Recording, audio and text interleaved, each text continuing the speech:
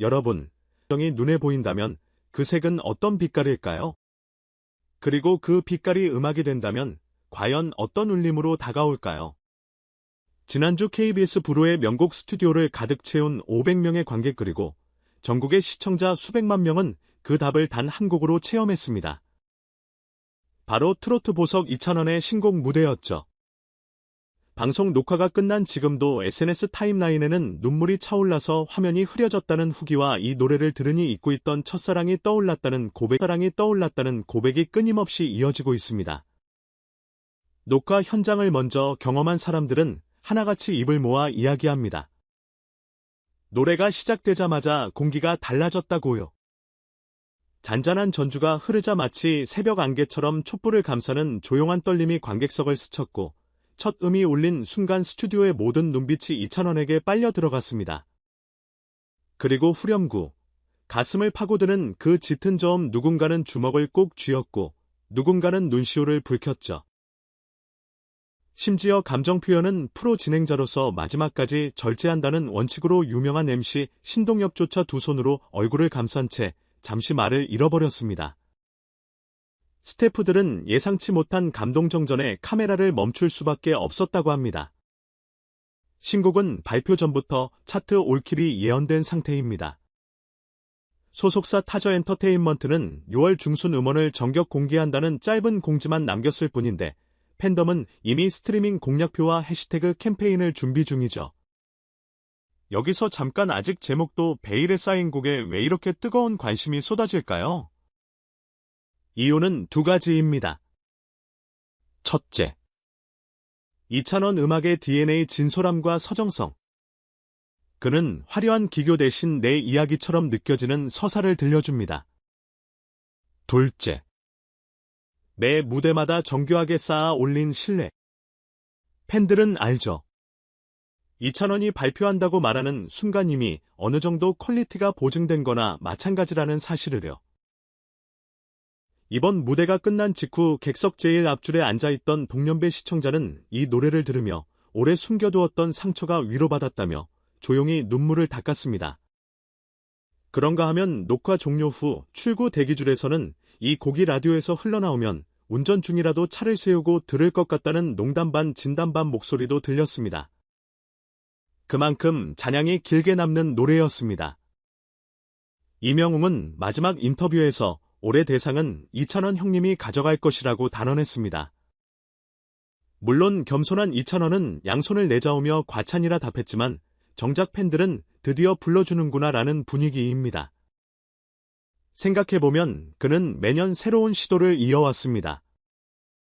트로트 발라드가 가진 전통적 서정성을 지키면서도 팝, 오케스트라, 어쿠스틱 편곡을 유려하게 접목했고 가사 안에는 사랑과 이별뿐 아니라 꿈, 부모 세대에 대한 존경, 우리 모두가 지나온 청춘에 대해서도 솔직하게 담아냈죠.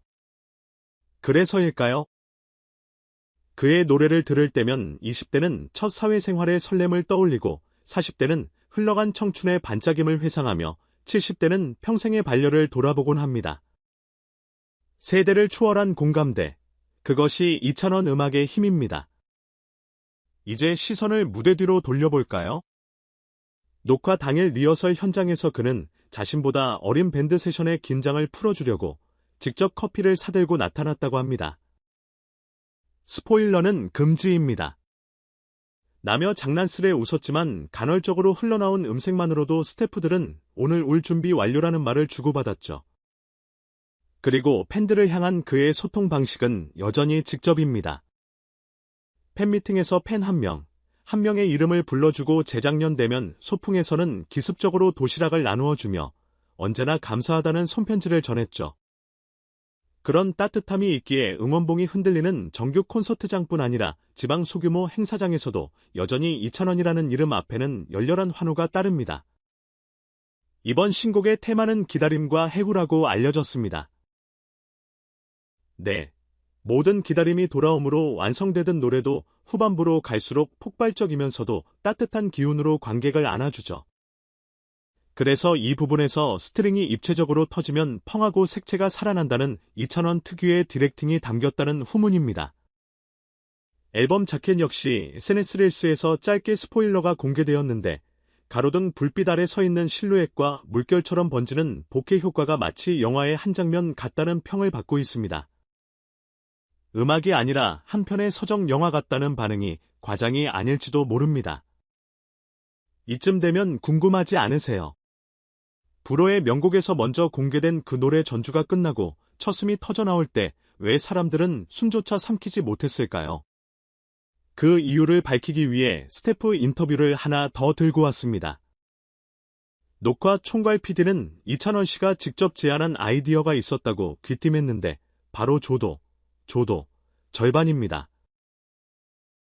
조명을 절반 수준으로 낮추고 무대 위 스모그를 최소화해 노래가 가진 결핍의 미학을 시각적으로 표현하고 싶었다는 것이죠. 결과는 대성공. 반짝이 의상 대신 검은 정장 북적이는 댄서 대신 한 걸음의 절제 오로지 목소리와 가사에만 집중할 수 있는 무대였습니다.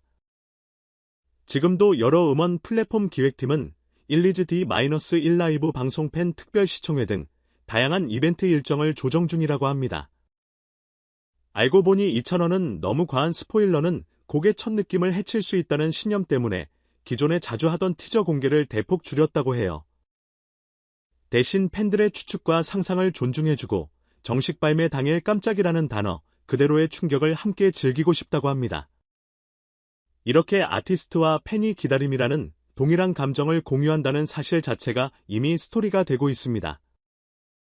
음악적 성취 이야기를 하자면 올해 상반기 이미 이찬원은 국내 트로트 차트 상위권을 꾸준히 지키고 있습니다. 지난 싱글 그리움의 끝에서가 발매 첫 주 스트리밍 600만 회를 기록했으며 유튜브 라이브 클립은 한 달 만에 1000만 뷰를 돌파했죠. 특히 해외에서의 반응도 심상치 않습니다. 필리핀, 베트남, 일본 등 아시아 각국에서 마치 자국의 전통 멜로디 같아 귀에 익숙하다는 댓글이 다수였는데 이는 트로트가 가진 자연스러운 선율과 한국어 가사의 운율이 글로벌 청자들에게도 편안하게 다가간다는 방증입니다.